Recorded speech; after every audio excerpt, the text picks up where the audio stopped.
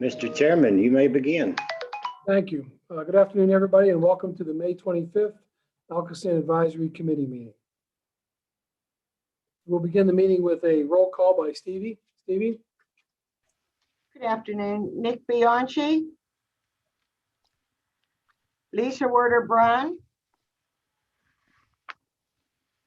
Kinsey Casey.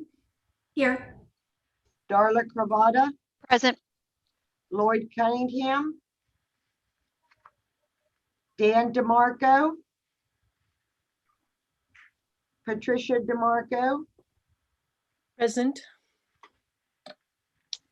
Tina Doucet. Ariam Ford Graver. Nick Griesstock. Here. Mark Heckman. Here. Rebecca Kernan. Here. Ken Lasada. Ruthie Ann Omer. Present. Stanley Paps. Will Pickering. Mary Ellen Realmage. Present. Tim Rogers. Here. Mark Samponia. Here. Kathy Sapp.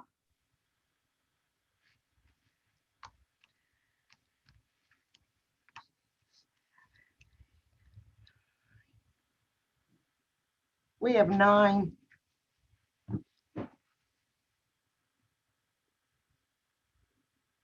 I am expecting Ken Lasada to show up, so that would bring us to 10.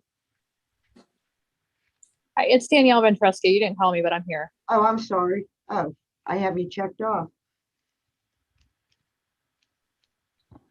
That's because you secretly see all of our faces. So if everybody would turn on their cameras, you would really know who's here. Okay, I'm gonna What are you saying, Darla? Kinsey, how do you like that? I'm just saying whatever's coming to my mind this morning. as a Don't personal- anybody say a word. Not one word from any of these folks. as a Rebecca, personal I see your face. Okay, let's go ahead with the approval of the meeting minutes of April 2021. Your pleasure. Please give your name and municipality for. Patty DeMarco from Forest Hills. I make a motion to approve the minutes of the previous meeting.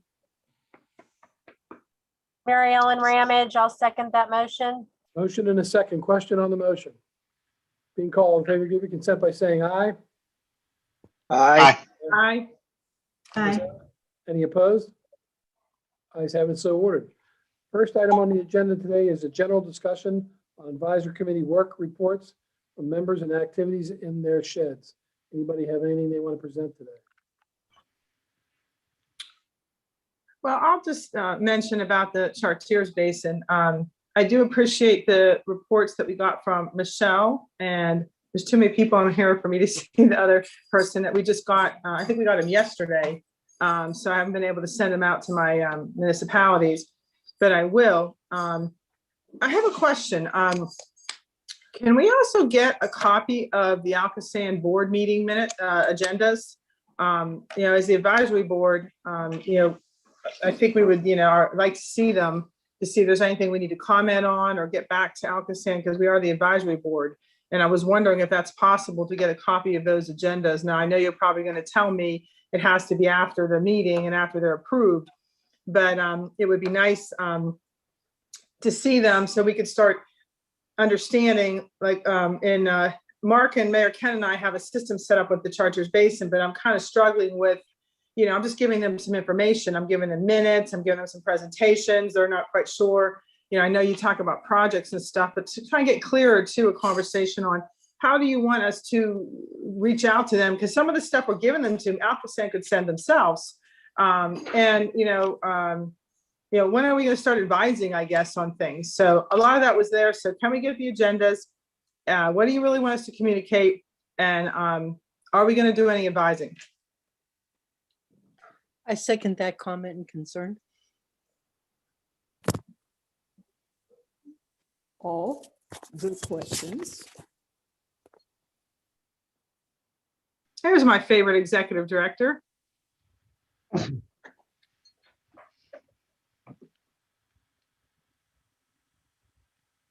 Okay, I had to switch. Hold it. That's the problem, right there.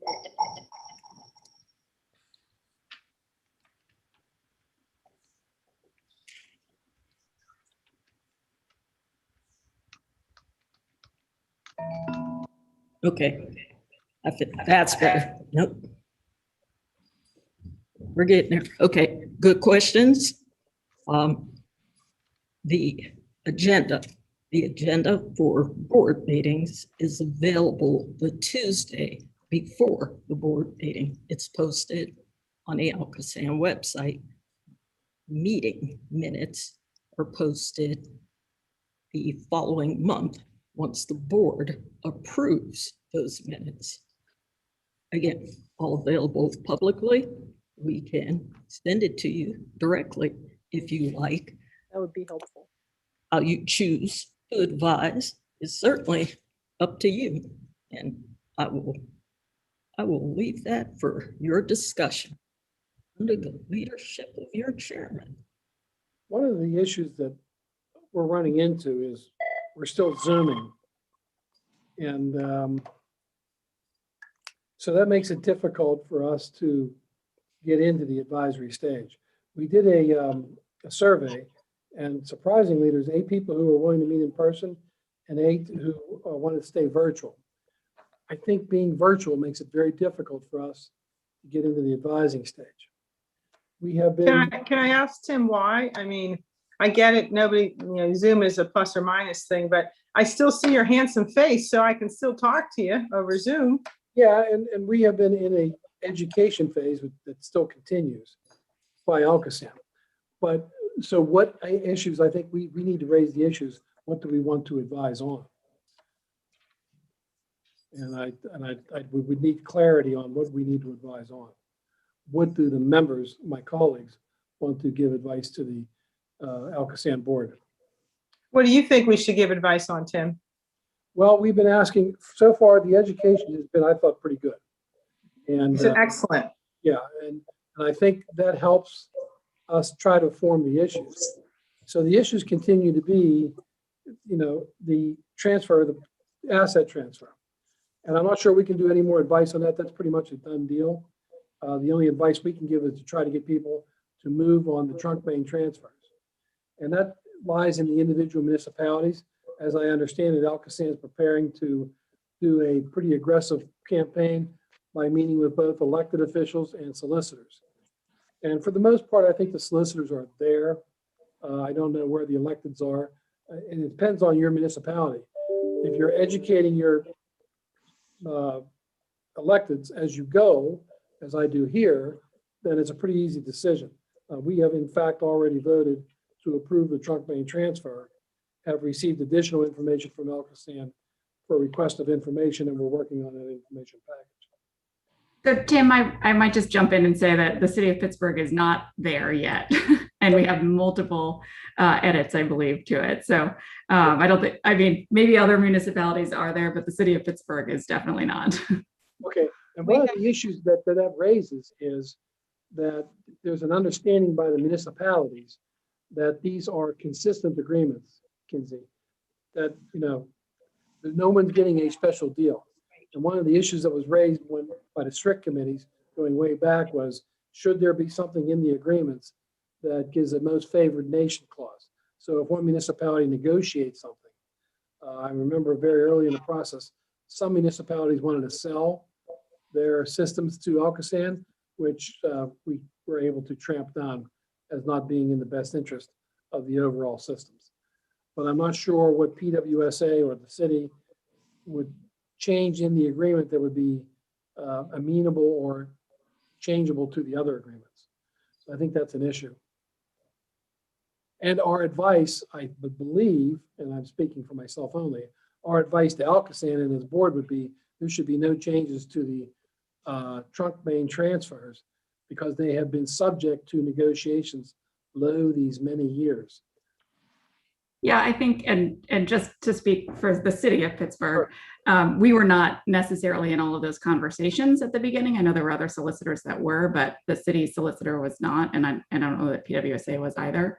And so we will likely have changes. So, I mean, you know, your advice to ALCOSAN might be different. My advice to ALCOSAN is, you know, that we are definitely going to have some changes. So whether or not this body wants to advise that there's some favored nations or whatever clause, if somebody gets, if we negotiate something different, if the ALCOSAN's then going back to all the municipalities, that, you know, that's up to this group. But I know that our solicitors, both at PWSA and the city, are definitely going to have some changes. Actually, well, first of all, I represent the Chartiers Basin, so I have multiple municipalities. And I'm a little, I think we're crossing the line here, whatever, where you guys are talking, getting into specifics of the agreements and people sign them. We were, I thought, to encourage our municipalities to look at it and get, you know, ask questions and go forward.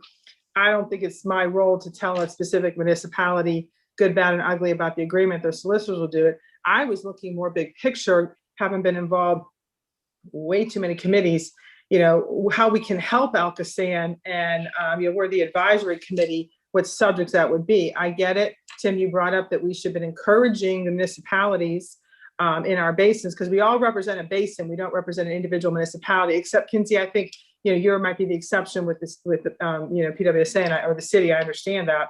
So we have a whole group of kids to talk to. And I'm just looking for, and I don't want to belabor this meeting, as we go forward, you know, how can we advise our communities or give them information? We're giving them minutes, we're giving them presentations from here, which were excellent. You know, I asked to see the agendas. I'd appreciate it if they were sent to us versus us having to go online. You know, trying to be a communication and maybe a heads up to ALCOSAN for things from municipalities. I think, Patty, I will be quiet eventually. I think you had a meeting with all your municipalities. I'm interested to see how that turned out. Maybe we all should have it. I just don't want to cross the line in telling municipalities things we shouldn't, you know, things of how we can help them, and just trying to, because we are the advisory committee. And I didn't intend to get into, Tim, I know you brought up about, you know, some of the things in the agreements. I'm not, and I don't want to step on solicitors' toes. If they ask me about my opinion, I'll tell them. So that was kind of where I was coming from. Like, Patty, you had a meeting with all of yours. Oh, we did. If this is the right time to report on that, Glen Engineering did a briefing for this. They were invited the solicitors and the borough managers and any electeds who wish to attend.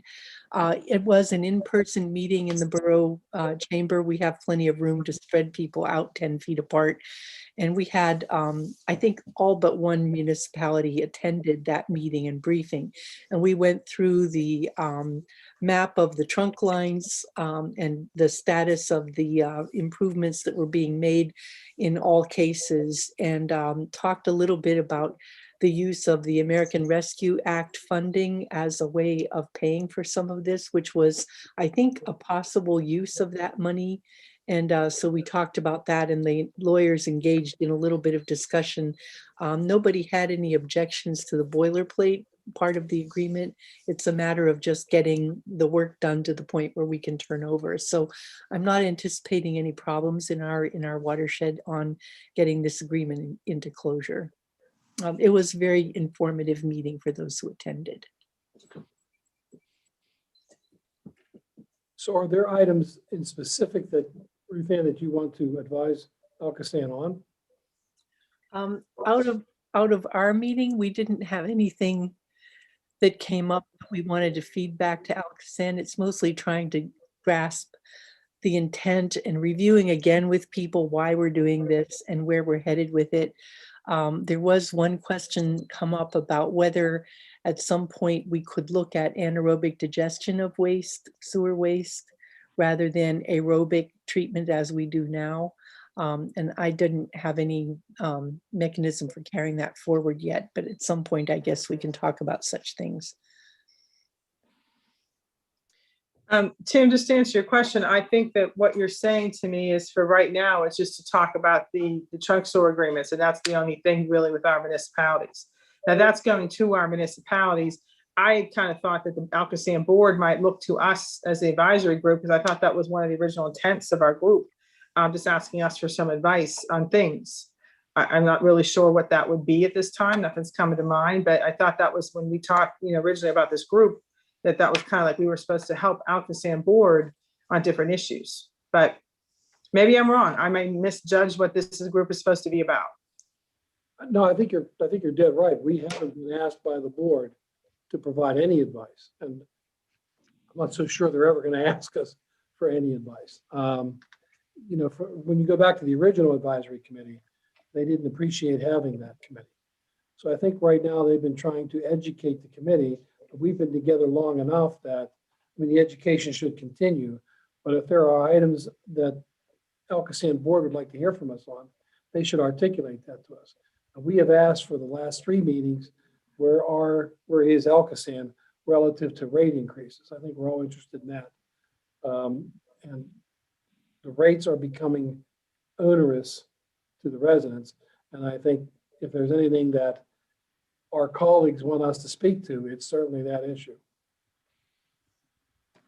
So Arletta, has the board ever evidenced to you any particular items that they would like us to look to or speak to?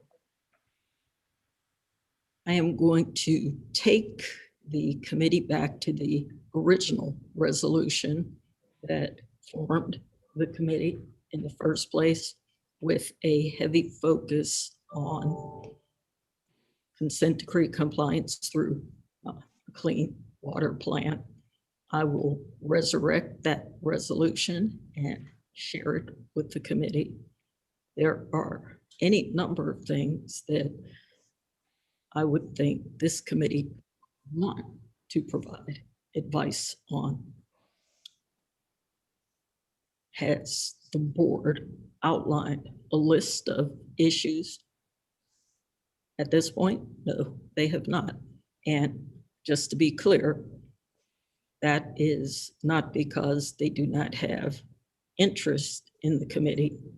I think the original intent as outlined in the resolution was where they believed you were going to begin, which would have to be facilitated by an educational process. And while, yes, we can and have been meeting remotely, I do agree with the chairman there. There are some limitations to this type of interaction. It's a more robust conversation when you're in the room with one another, and we'll get there. We will get there. Also, to go back, Ruth Ann, you had originally made reference to a belief that the agenda would not be available prior to the board meeting. That's the only reason I indicated that it's available on Tuesdays via the website. It wasn't a suggestion that you go access it there. It was simply to say that yes, it is available to the public prior to the board meeting. That's all. Oh, I have no doubt, Arletta, you always take good care of us. I'm not worried about that. Thank you so much. Certainly.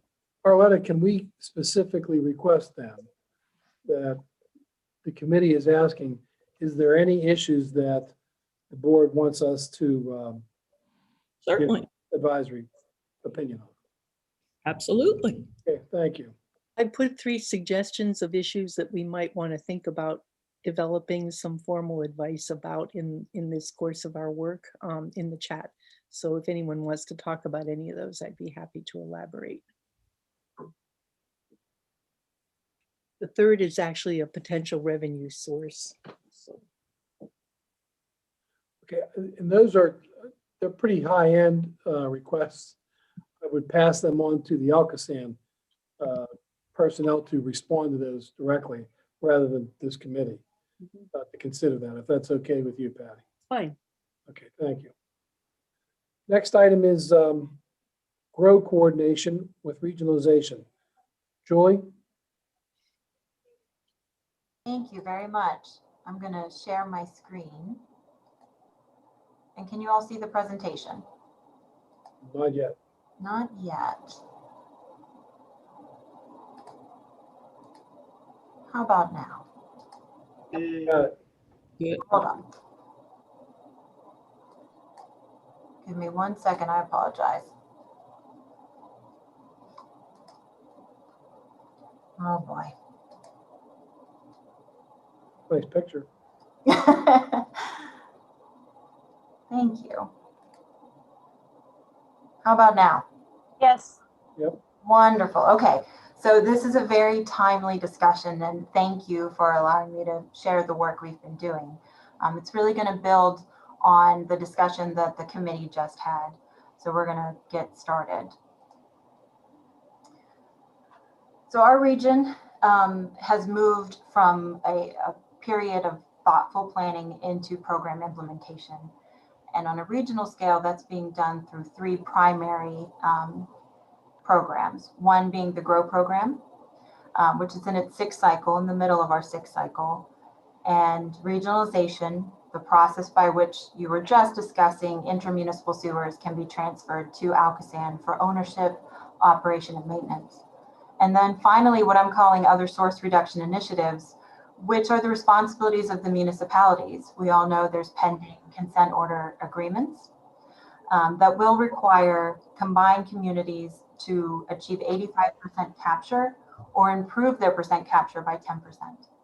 For the separate communities, they are to reduce their SSOs with the goal of eliminating those SSOs, or at least reducing that volume by 10%, along with achieving the gold line standard.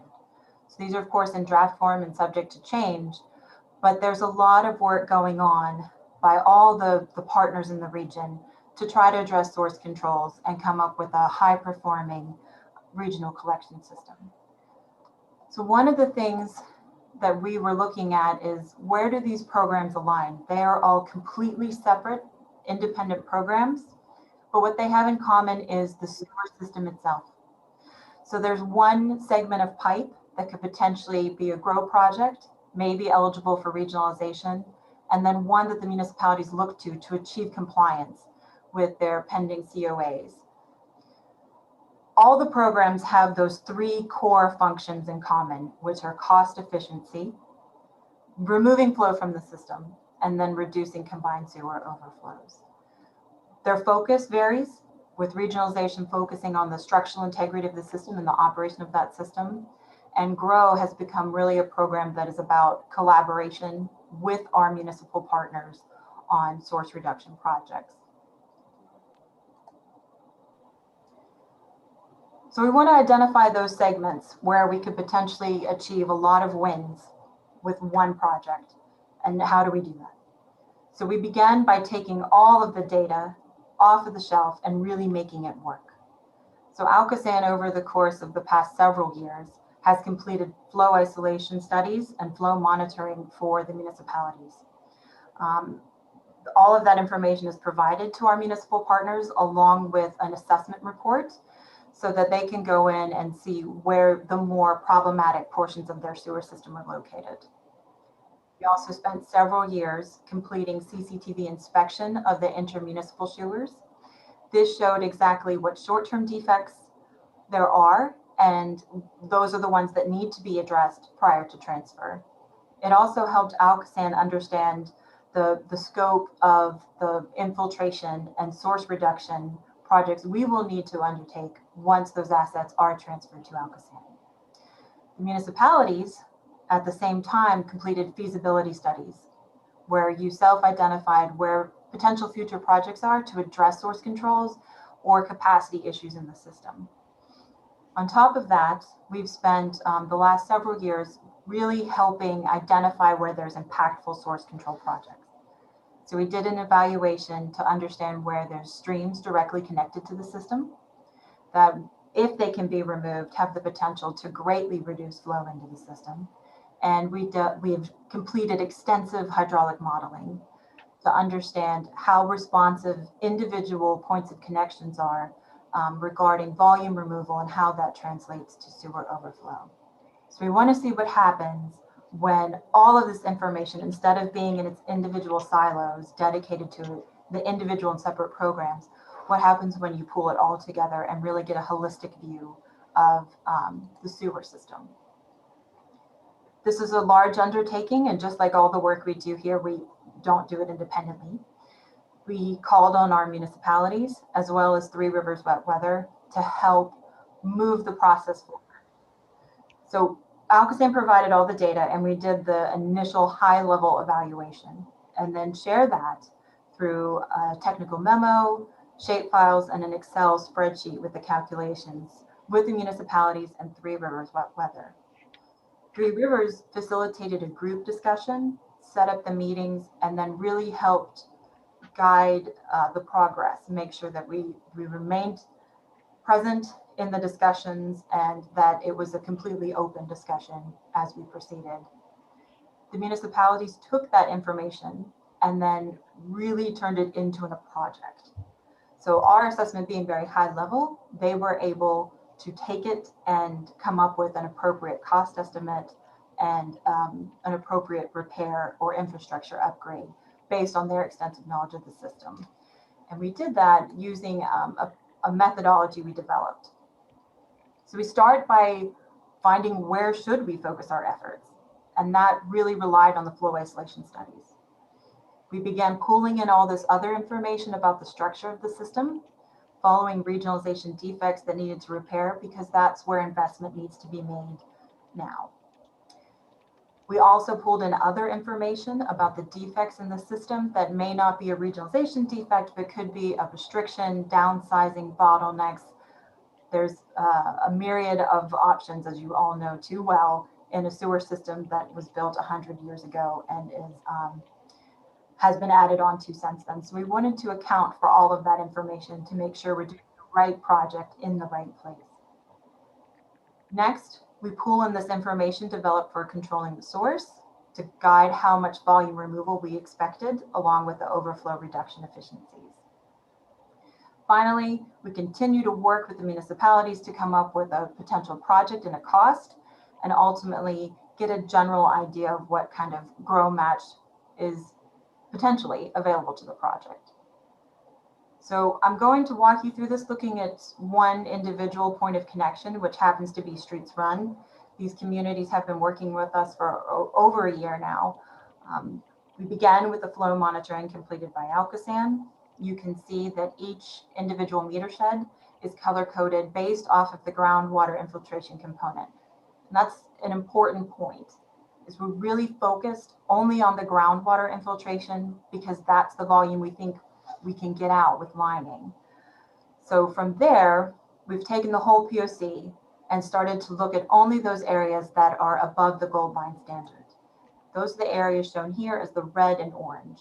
The orange sheds are between 4,000 and 6,000 GPIMD. The gold line standard is 4,200. So we know that there's excessive flow in those sheds. The red sheds are above 6,000, so they are particularly problematic. Not every sewer segment in these subsheds requires repair. So we dig down further and do nighttime weir readings to locate the exact individual pipe segments that have excessive groundwater infiltration. So we've gone from those large areas to these individual micro sheds where we can really target and identify that water and then work to address it.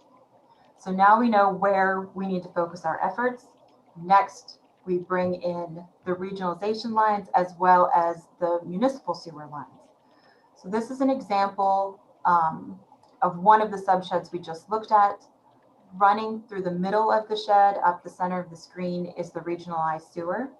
But you can see there's several areas of municipal sewer that are going to remain the ownership of the municipality that are contributing excessive flows into the system.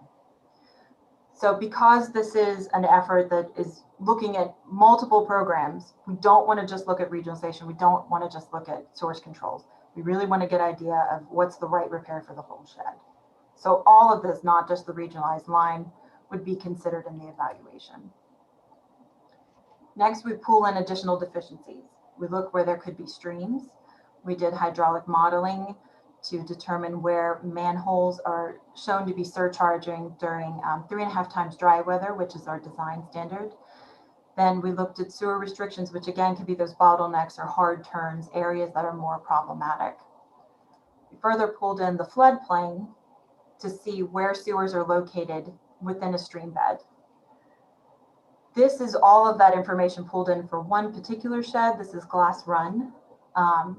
There's many infiltration defects. Those are the green raindrops that you see all along the center of the trunk line. There's several locations that appear to be problematic and lack capacity. Those are the lightning bolts out.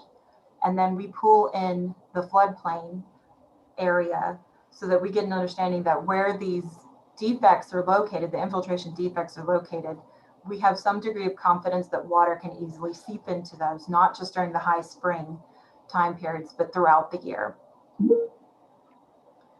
So further, we pooled the municipalities' information from their feasibility studies. We wanted to show that on the map and give an idea of where all of this information starts to align. So this is not just good information to have, it also calibrated and reinforced that our methodology was appropriate and accurate. You start to see there's a lot of infiltration defects, you're getting high flow data, it's really starting to help you make the right investment. We wanted to be very conservative in how much volume we thought we could get out. We relied on the default grow 30% reduction in excessive flow, or how much flow would need to be removed to achieve the gold line standard. We don't want to invest in a project that isn't going to get you into compliance. And then we pulled those OREs that were done based on the individual subshed. This is just a glimpse into the calculations that went into each one of our sheds. So we have all of the sheds that were either orange or red listed. We pulled information about the gallons per day infiltration, and these numbers are just that groundwater component, not the total flow in the pipe. Pooling this information, we got an idea of exactly, if we got 30% reduction, how much flow could we get out in a year? Just that default value. Then we looked at how much would need to be removed to get to gold lines, and we pulled the more conservative of those values through. If it showed to be an impactful volume removal, then we carried over the inch miles that needed lining. So on the microshed basis, this would not have included those individual pipe segments that were in the green microshed. It would only be the smaller areas that are in the red or the orange as still showing some kind of level of infiltration. And then what happens? If we do this work, will we achieve the gold line standard? Next, we started to pull in cost.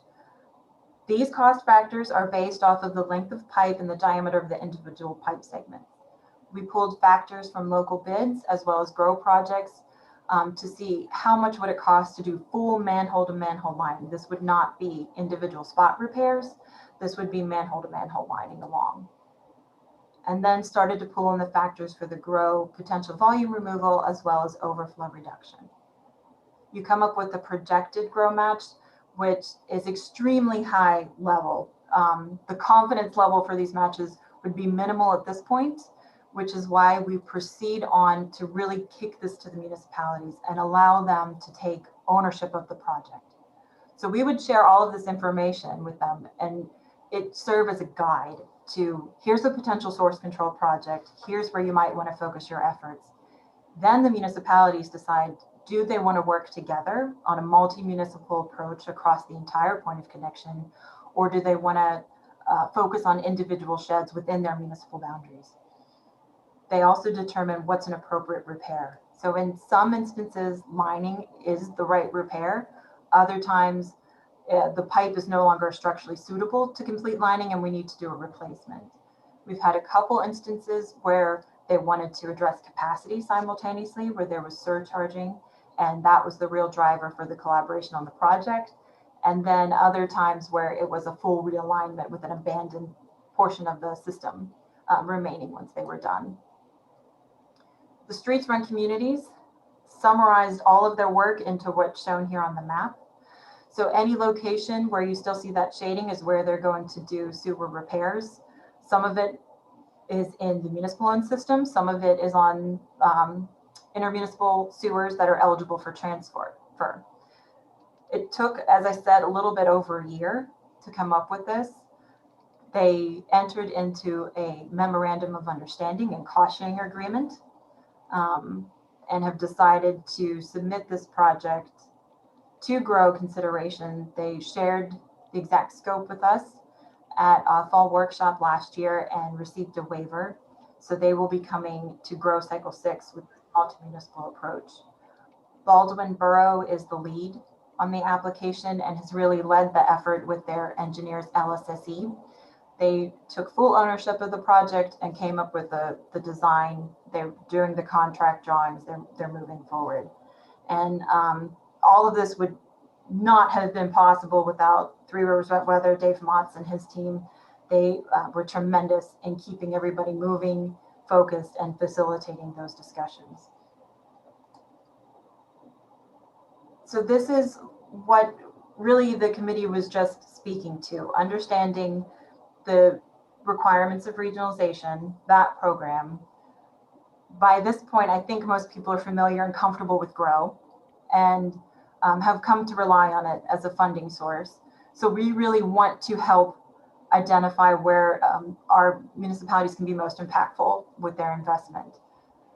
So all of these different goals can be accomplished with a potential project. We're making sure that the sewer segments that we're working on, the dollars are being spent as appropriately and as effectively as possible.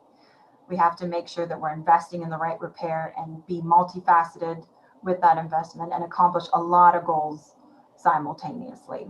And that's really what we were attempting to do here. And just another final huge thank you to all of the municipalities, their engineers. They were very patient with the whole process. It was a lot of back and forth, and they really provided some strong, wonderful direction for us to follow. And again, big thank you to Three Rivers Wet Weather, who was just instrumental in making this happen. We've looked at M42 along with, at this point, another 8 sheds. We're finishing up the evaluation of flow monitoring that was completed this year, and some of it in 2020, and we'll repeat those in the other sheds. So with that, if there's any questions, I'd be happy to answer them. This is Ruth Ann, and Julia, thank you. Fabulous work. I guess I just have a question or a little concern.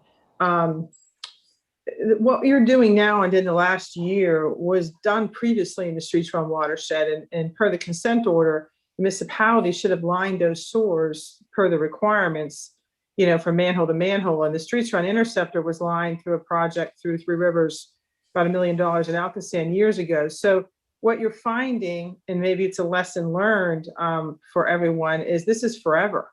Because now it seems like some of the work is being, you know, having to be redone or repeated, you know, because water will find any source. As the study was done in the last year, was any of that looked at? Like, okay, we still have major infiltration in this area. Why would that be? Because we already did projects there. Or was it found that maybe they weren't done right? Or was there any talk about that? Because I mean, it's absolutely wonderful what you're doing, but a lot of this has been done before. As far as the work goes, lining and different things by the communities. I'm just wondering if they didn't do the work, or what did you find to that? Like, how is it still all out there, I guess is my question. Sure.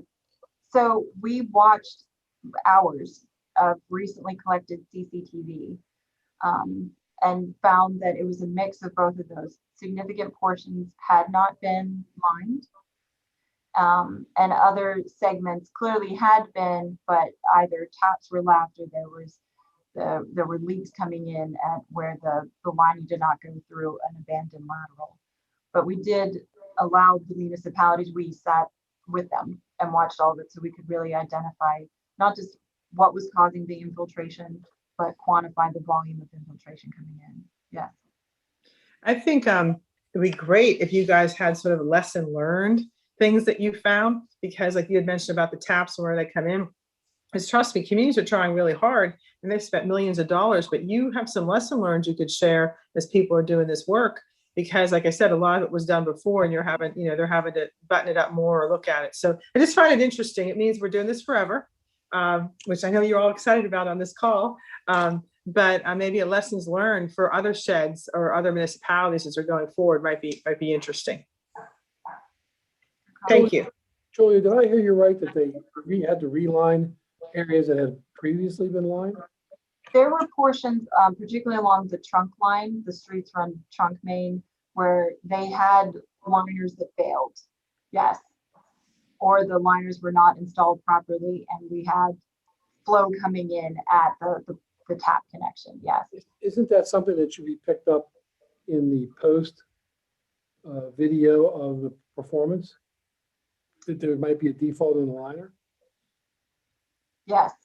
I know that the CCTV that was collected as part of regionalization, as well as the flow monitoring that was done, is post that lining. So it's reflective of the conditions as they are now. And I would say that those spots are few and far between. The majority of the flow is coming in along Glass Run, which is unlined. It had previously been unlined. So but just to give everyone a comfort level, that work was done. That was a team of ALCOSAN, Three Rivers, all the municipalities. Whew, that was a long, I mean, I have to say 15 years ago or 20 at least. So I'm just pointing out that nothing's forever. And even they say we're going to line these stores and they're perfect, Tim, even though you look at, and I remember it was so tight that we had problems with some of the exfiltration going on. That's how tight that line was at the trunk store at the time. So I'm just pointing out that this is lessons learned every day and we're going to have jobs forever. yeah, so currently I'm trying to get to where we're at currently. So when we do a grow grant, we do post lining. How long is the post inspection of an existing grow project? Do we ever go back 3 years later and re-examine that? Yes. So To give you an example of what we're doing in Shaler, we right. divided the township into 5 sections, and we video a fifth of the township every year, and it's a continuous rotation of videoing. So we go back and look at projects we've done. Is that a requirement under GROW? It is. If you receive GROW funding for a project, you sign on for 20 years of operation and maintenance. And for I&I jobs, we ask that you submit CCTV every 5 years. Okay. Very good. Any other questions for Julia? I have a question. Yes. Sure, go ahead, Patty. I wanted to know, do you have any recommendations about whether lining or replacement is more cost efficient if you have to look at a major trunk line treatment like that? At what point do you think, does the age of the existing pipe have something to do with it? Or do you have any data on where the failures of the liners are more likely, so that you can make a decision about, do we just replace the pipe at a certain point rather than try to reline? Yes, that is something that we would not be making a recommendation on. We would turn you to your municipal engineer. I mean, historically, Patty, from experience, lining is almost always going to be less expensive. Yeah. But replacement is going to be a more permanent fix. One of the things we always have to remember is that the original sewer system was designed to take infiltration because that was the only way to move the effluent downstream. So in the very northern parts of Shaler that are the far reaches of the ALCOSAN system, there was built-in design to take on infiltration, be it storm sewer attachment. We actually had one sewer that had drinking water connected to the sewer to move the sewage, which obviously we took care of right away. So there was a certain amount of I&I that was anticipated, and now we're trying to have to remove that. Thank you. And the weaknesses with the lining isn't, you're going to typically get a good lining. The weaknesses tend to be at the entrance of the manhole where the lining was done, or on the laterals, because we really haven't developed a great system to drop, when you're doing a main line, to drop any lining of a lateral. You can line a lateral, but you don't do it in a main line project. Any other questions for Julia? Hearing none, Julia, thank you for your time. Yep. Next item is the notification of municipal monitoring meetings. Kim Slater-Wood. Kim?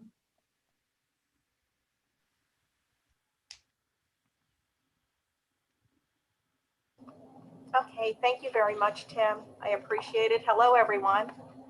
Hello. Hi. So I am going to share information on you regarding our municipal relations and outreach strategy to still stay engaged with our municipalities. So as we are all extremely too familiar with the obstacles and the restrictions of COVID-19, our municipal relations and outreach team have found effective ways to still engage with our municipalities as previous methods are no longer an option for us. So some of the approaches that our MRO team have in place, as we are no longer holding in-person meetings with our municipal managers, we put strategies in place. Our MRO team, who includes Jacqueline Graham, our administrative assistant, and Joe Day, who is our municipal coordinator, we put together a strategy so that we can still stay connected and engaged with our municipal representatives. And understanding that our municipal managers are experiencing unprecedented pressures. And we just wanted to be known that, hey, ALCOSAN's Municipal Relations and Outreach Team, our MRO, we are here. We are the conduit to any and all ALCOSAN related initiatives, and to let you know if and how we can be of help. So to address some of our strategies and some of our obstacles, we implemented two strategies. The first strategy was to schedule virtual meetings with our municipal managers so that we are able to catch up, make some introductions to our team, identify that some municipalities now have new managers, and have that conversation about what is going on within municipalities, and also to share our initiatives, such as our GROW program, which everyone is familiar with, and we have changes with that. Our Clean Water Assistance Fund, which is very significant. As of the first of the year, new federal income guidelines became available. So we want to make sure that our municipal managers have that information to share with their qualified homeowners who may qualify and be interested in our Clean Water Assistance Fund program. And then also within our meetings, Joe Day shares some funding sources that also may be available to our municipalities. So all of these areas opens up a dialogue so that we can discuss how we can be a better partner. So we started scheduling our virtual meetings with our municipal managers in late 2020. And by the end of this quarter, we will have met with approximately 25 municipal managers. The second strategy for us was to stay connected with our municipalities by monitoring and virtually just sitting in on council meetings and authority meetings. No agenda, no presentation, but just as an additional method of municipal engagement. And this layer of contact offers an opportunity for us to maintain communication and also to stay on top of matters that that will meet the needs of our customer municipalities. So since the end of last quarter, which March, we have monitored 45 municipal council meetings, with a small percentage of those being in-person meetings. We're finding that as we begin to resume to normalcy and restrictions are being lifted, the remaining municipalities on our list are either going full in person and or moving into a hybrid format. So we are going to continue to monitor our council meetings and request our teams meetings with our managers, of which we are so appreciative of, because I know that everyone is kind of inundated with these Zoom meetings, but it is certainly of value and important to us so that we can stay connected. And with those strategies in place, they demonstrate the importance of communication and the importance of identifying municipal needs so that we are positioned to share our resources and our information at a time that is more important than ever right now. So I wanted to make sure that you guys have that information. If you have any questions or concerns, I'll take those. Tim, are you presenting, is anyone from ALCOSAN presenting at ALOM? this summer? I believe we are presenting at ALOM. Is that correct, Arletta? They're in force. Okay, good. One of the biggest challenges I think ALCOSAN faces and we face as managers is educating the electeds. And that seems to be one of the rare opportunities where you can catch them, if you get them off the golf course, to instruct them into some of the issues that you're dealing with. The education, and I struggle with, the level of information that you're giving us is excellent, it's exceptional. And I expressed that to my colleagues on this committee. I have been on the agenda of the board and expressed that to the board, the ALCOSAN board as well. But some of the information probably is, and I don't mean this to be unfair, but it might be a little more than some electeds can grasp. So when you're looking at the big picture of what ALCOSAN is dealing with, I'm not sure how to resolve that. I think what Patty had mentioned, it's a pretty good idea to have a sewer shed seminars. It seems to be a really valuable idea. And maybe we should consider that as a recommendation to have the outreach come to sewer sheds and make that. It's really tough when you make a presentation in Green Tree and you're in a room with hundreds of people and, the side discussions going on and they're all there for cookies and fruit. And sometimes it's hard to reach those individuals. So maybe we need to look to reduce the size that we're trying to make the educational pitch to. Just a suggestion. I would just like to reiterate that, Tim. I think it's important because the elected members will not often want to give attention to this until they have a decision that they have to make instantly. So budget time, they're going to want to know what our budget obligations are. And if there's a decision about going like to mining versus replacement, they're going to want to know a little more detail. Otherwise, in my case, the person who has jurisdiction over the committee where this falls is zero interest in this issue. Yeah. Absolutely none. So unless I spoon feed by, interjection information and then going to the other council members, it's very difficult because our engineer has to do that. And I have a question, Patty. Who organized your meeting? I think that's critical to all this. Engineering, I asked him to do it. I didn't have the staff support to do it, but Glenn Engineering organized it and conducted the meeting. We had all the maps out on the tables and we did invite council, borough manager, and at least one of the council people. So that was done on your own, not with, this stuff that Kim's talking about, I had no idea that was going on. So I'm glad to hear that because there was this lapse of time. Yeah. There was really no engagement here unless we reached out. It would have been 15 people if everyone had come. And I think we had 9. There were 2 municipalities who were not able to attend. And but he represented both of those. So he would brief them separately. Yeah. The other challenge that you have is not all engineers have the experience or willingness to cooperate. Ruth Ann has superior knowledge on sanitary sewers. So a presentation to her sewer shed makes sense, but a presentation by some firms, and there's still some firms out there who are unalterably opposed to the transfer of the trunk mains, ALCOSAN. So you're going to get a very skewed presentation to those elected officials. So unless somebody from ALCOSAN is in the room, it makes it pretty tough to know that we're getting a fair bite of the apple. I know I was thinking of one in Chartiers, but I was thinking of inviting somebody from ALCOSAN to attend just to help so we keep it on track. As Tim, you are correct. Absolutely.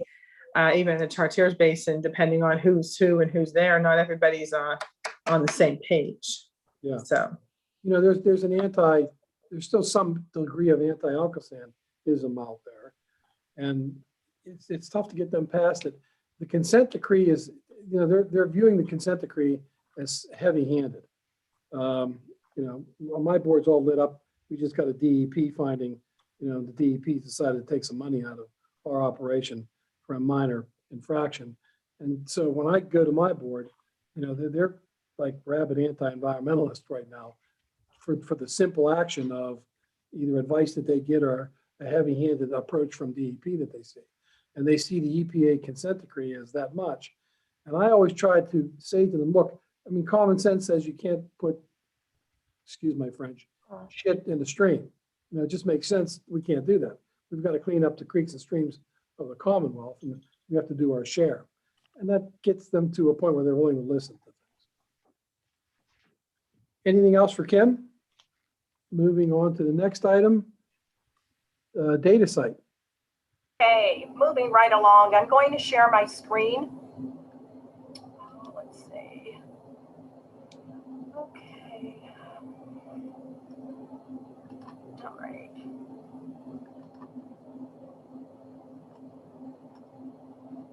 Okay. Can everyone see my screen? Yes. Thank you. Okay.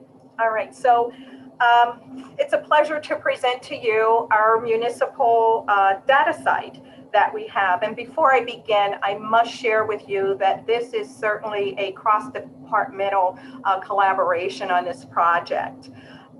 We are going to today review just a brief agenda. Our current municipal website, for those of you who are unfamiliar, I'd like you to take a look to see what we currently have in place so that you are able to compare what our new municipal data site will look like. Our goals and objectives, sign-in process, go through some of the CD requirements that we took into consideration for designing our modifications, and then just a brief touch on some technical designs and our mobile compatibility, and then I will demonstrate our new municipal data site. So what I need to do here is just come out of here just for a second, just so that I can share our current municipal data site with you. So are you still able to see my screen? Yes. Good. Okay, so this is what we currently have. This municipal website is certainly a great resource for all of our municipal stakeholders to obtain information on funding opportunities, rate resolution, our clean water plan, and all of these other areas here. So I just wanted you to take a brief look at that before we move forward. Getting back here. Okay. So our goals and our objectives of our municipal site when we were handed this project was actually to rebrand our current site so that it resembles ALCOSAN's main website. And sticking with these objectives, renaming our site to the municipal data site. Again, as I just mentioned, the look and feel of ALCOSAN's main website, to ensure that the information is always updated, consistently updated and relevant, and that it's a platform for our municipal managers and our other stakeholders. And most importantly, that the site is secure. So let's see here. Okay, so this is our sign-in page of our new site, and on our current site, we issue usernames and passwords to all of our municipalities. With our new sign-in process, everyone who registers outside of ALCOSAN will be reviewed and approved according to guidelines that our department has established. And this is to secure that the site is in the user accounts and registration, that there is access to that. And this will show you. Can I ask a real quick question, Kimberly? Certainly. On this site, is it possible, like, I'll just pick myself. I'm not with a municipality, I represent the basin. Can I sign in and see municipal data? I mean, because it said, like, you were saying you were checking, people and whatever. How would that work? Yes, so we do have a process in place where you will send us an email. We will review that information to, make sure that you are attached to a municipality. And that will determine whether or not you are able to log on to our site. But I'm not attached to a specific municipality as far as a elected official or a manager or something. I'm attached to them as their representative. So is that in the right? Is that in the category?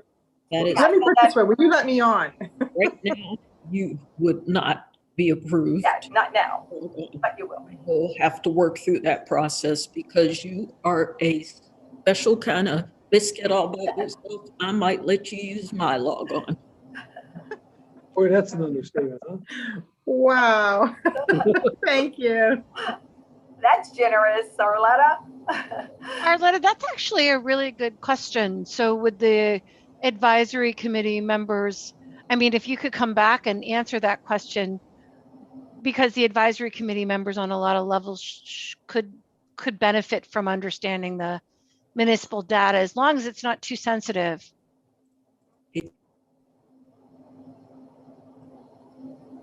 You're muted, Arletta. You're muted. Thanks. Thought I had punched it again. That's not something that we have provided an option for at this point. I am certainly not going to recommend that the entire committee have access to everything any more than I would recommend my board have access to everything, because as you point out, Darla, there is some sensitive information there. So we will work through that process and come back to you with a solution. Absolutely. Okay, so this is our. See, Ruth Ann, there's a recommendation already. There you go. Thanks, Tim. Yeah. Okay, so this is our administration login page. And this page will allow administrators internally to log in and go to and review the registrations that our external users create. So we'll approve them, and once they're approved, then an email will be sent with their username and password. So as mentioned, we wanted to maintain some similarity with ALCOSAN's main website and our municipal data site. So the image below is the interface of our municipal data site. Now we'll go here, our consent decree requirements. Our municipal data site is a requirement of the CD. So we just have this image here, and they refer to paragraphs A through G, which these are the CD requirements of our municipal data site. They outline specific information that we must provide on our site. Most of these are annual reports, but the information is always relevant and current, and it is required by the CD. Our new municipal data site has these 8 channels on here, as does our current site. I'm just going to go through here. And then these are some of our highlights that we wanted to make sure that we had embedded into our new municipal data site for the ease of navigation of the user, and also to make sure that the information is relevant and that the user would be engaged. So these are some of the areas that I will point out to you when I log on and demonstrate our new municipal data site. And then here, our municipal data site is compatible with both Apple and Android. So anywhere you are, you can log on through a web browser and have access to our municipal data site. All right, so here we are, and I am going to share this with you. So this is our home page of our municipal data site. And again, we have yet to launch, so we're still working through it. We are in the final phases of our data site. So as you can see, it looks much different than our current site. We have our 8 channels here. We have our search bar here in the corner. Our events here, most recent Municipal Connections newsletter. These are sites here. Each one of these is an active link. Our rate resolutions, archives will take you directly to these areas. One area that I am particularly fond of is our quick links here, our box. We have a glossary for our users, which we are constantly updating with acronyms that are relevant to ALCOSAN and to our municipalities. So that's a great feature there that we're really excited about. We have our service area map. And let's see if I can demonstrate this to you without any technical difficulty. Okay, so here we have our service area map. And you can, what's cool about this is we can click on, you know, any municipality here and just hover over it. Is that going to work? Let me see. Should work. Okay. Okay, there we are. And it will outline the boundaries of the municipality with additional information. And then you're also able to zoom in and zoom out of here. And of course, our privacy bar. Our clean water plan information here, which actually these boxes here are live and they will take you directly to those documents. One area of our municipal data site is our Grow channel, where it has all the current information, and our municipalities are able to upload documents, upload Grow documents specific to their municipality.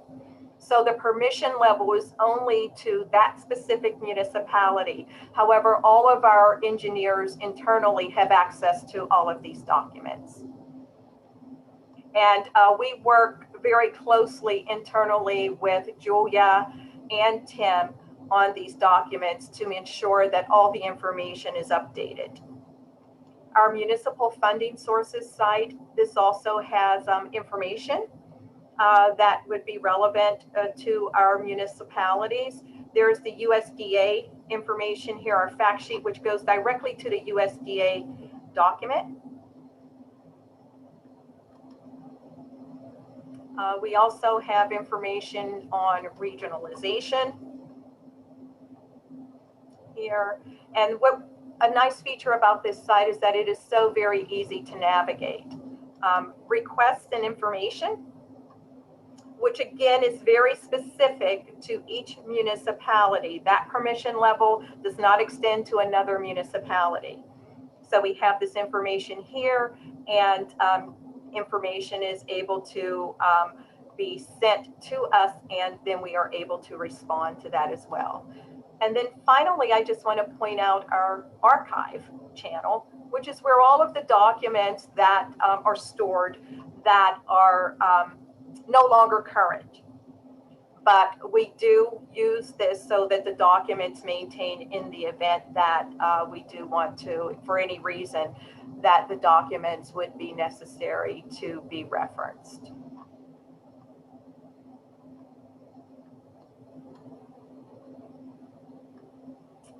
So that pretty much concludes the presentation on our municipal data site. To migrate all of this information into this new data site required a lot of hours, a lot of hard work, but a lot of collaboration. And we're pretty proud of the deliverable that we have here. This is a revolving process, and we're just very excited to be very close to launching this our new municipal data site. And so we're interested in any feedback and any comments that you may have. So please share and please email me. Thank you. Thanks, Kim. Any questions for Kim? Kim, when do you anticipate launching? We are looking at a soft date, perhaps at the end of this quarter, by June 30th. Okay. That's what we're anticipating. It might be helpful if you want to allow the advisory committee to beta test it. It's up to you guys. Yeah, are we? Yeah. Yeah, because we can't really comment if we don't have access to it. And I understand you're working on that, but that's up to you guys. Yeah. Okay, Kim, thanks. Great presentation. Terrific. Thank you very much. Next, we have an update on the wet weather treatment plant cost. Kim? Thank you. I will also share my screen. So I'll be brief. You can see this report, Tim? Yes. So I just wanted to give the committee an update on the plant expansion. We awarded at the April board meeting our latest large plant expansion project. That's the East Headworks for $87 million. So that popped us up to over $232 million so far awarded for the plant expansion projects. The percent completes here over on the right-hand column. I mean, I think that this is what we'll be tracking very closely, but the first line, the demo, this demo project was just to clear the way actually for the East Headworks. That's been completed. And then actually several years ago, we made the improvements to the existing main sewage pumps. So that project has been completed, and it's been completed for several years. And then this little under $1 million temporary hypo project is nearly complete. There's just one punch list item remaining, but that is actually the system that we're using to disinfect now, because our previous hypochlorite facility has been demolished as part of the north end. So we also have in construction the main pump station flow meters. That's almost at 80% complete. So that's going along quite nicely. And then these two, the return activated sludge pipe and pump replacement, and then the north end facilities are really just getting started. So the RAS is at about 9% complete. North end is at about 6% complete. The north end is the part is the project that's going to do 2 new secondary clarifiers and a new chlorine contact tank, and actually increase the capacity of our secondary up to 295 MGD. And that's slated to be completed in 2025, the middle of 2025. So this is a long project. Obviously, we have to keep the plant in operation at all times. So we can't just take roads and tanks out of service to do our project. It has to be pretty carefully crafted to keep the plant operating while we're doing these big projects. And then, like I said, we just awarded Headworks. We don't even have the contracts. We're still looking through bonds and insurance and all that type of stuff. And then this next one, no, not that one. This one, the plant electrical distribution system upgrade is actually bidding tomorrow. It's going to be advertised tomorrow, and we are anticipating, if the bids are favorable upon review, that we would award that project in July. So I will continue to, maybe quarterly or at a reasonable schedule, update the committee on the plant expansion progress and our schedules. But with that, I'd be happy to take any questions. One question that jumps out as a municipal manager is, how are these being paid for? I assume we're bonding these. And if so, what is your annual debt service on the bond? Arletta, you'll take that one. And we can get that next time. In fact, Arletta, why don't we wait till next time?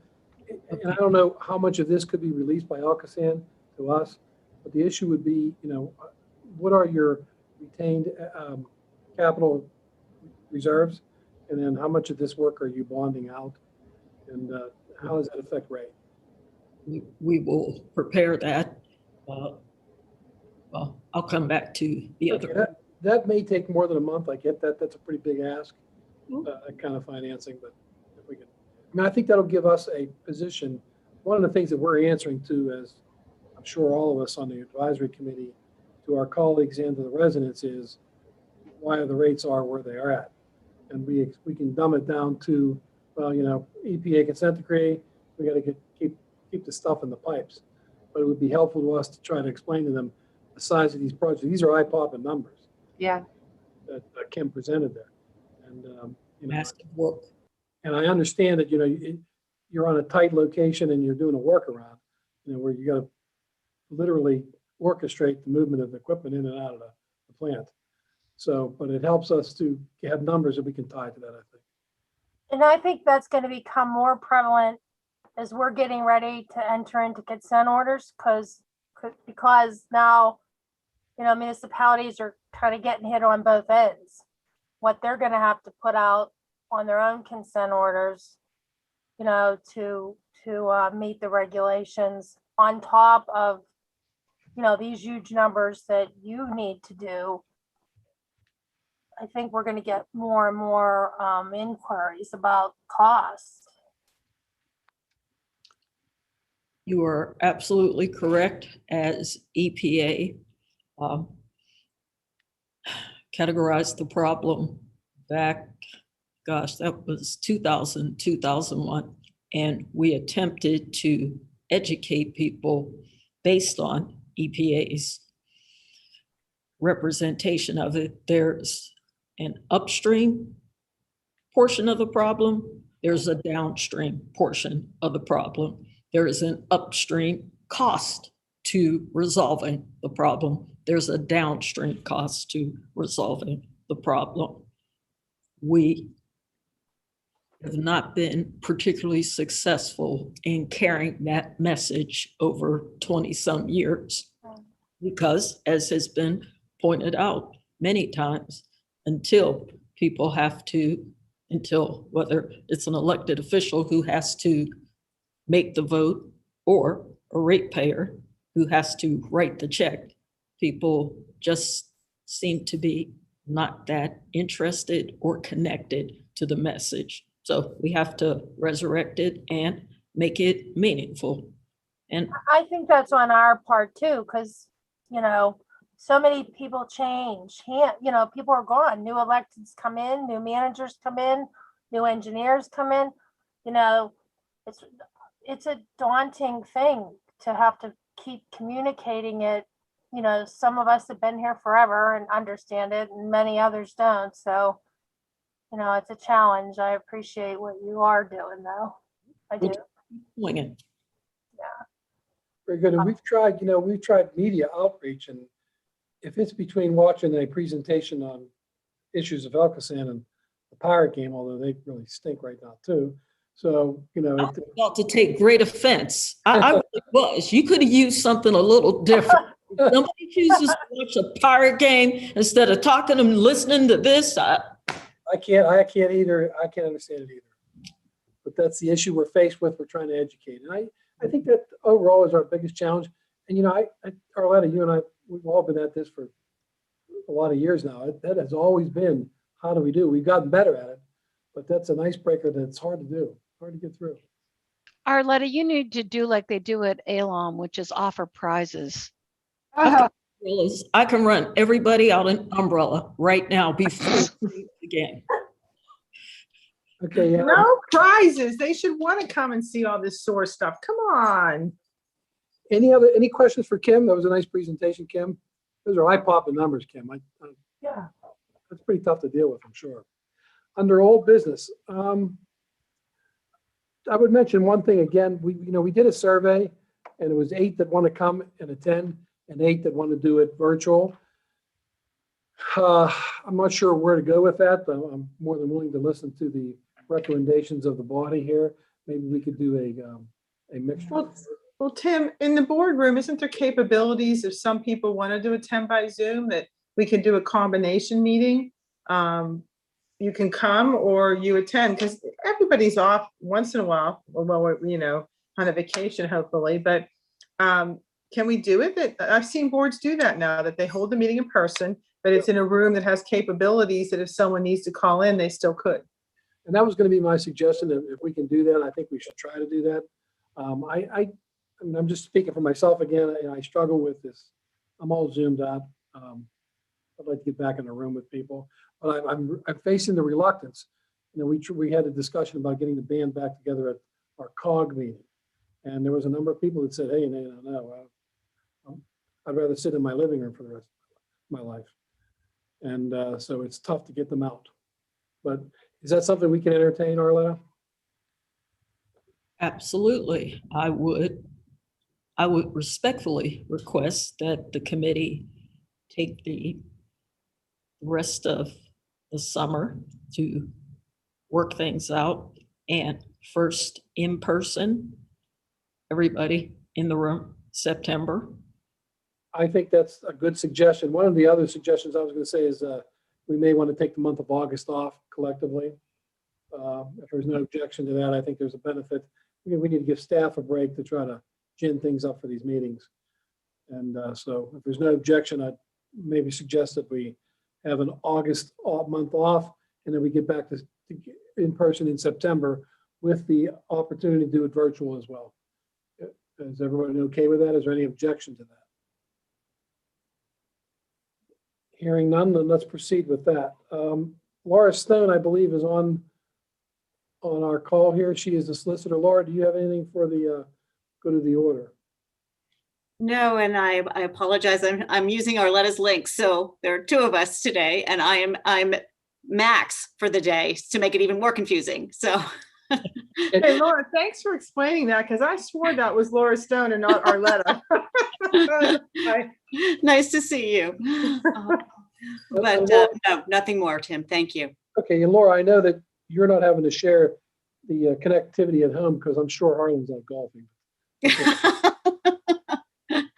Whenever he can. Yeah, well, we appreciate your time. Anything for new business? Anybody have anything they want to have discussed or brought up?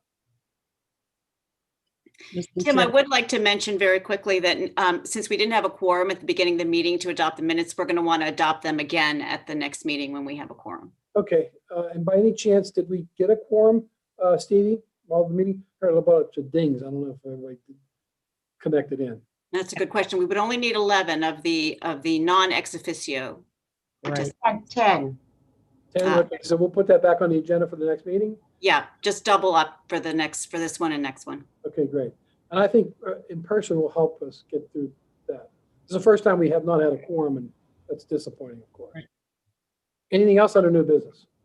Just real quick, Dave, you gave such a great presentation last month on Three Rivers Wet Weather. Were you going to do a little summary for all of us to give out to our municipalities? Did I miss that? And hopefully you can say everything, and I already sent it.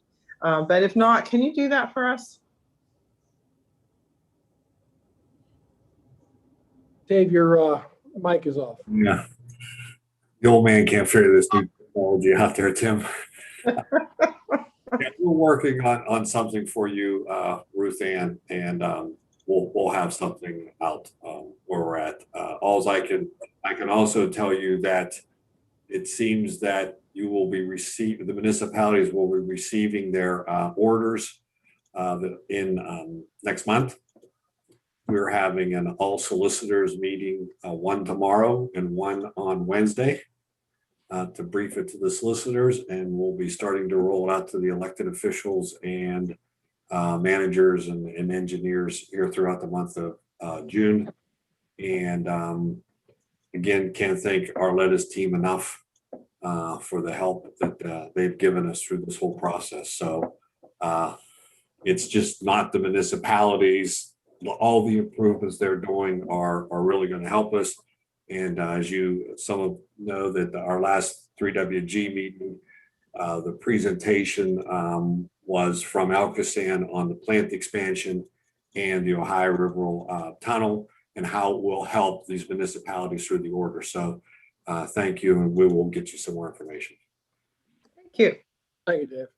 Arletta, did you have anything? I wanted to point out, certainly not new business, but as you had acknowledged, the request for rate information from the committee. We will be coming back with additional information.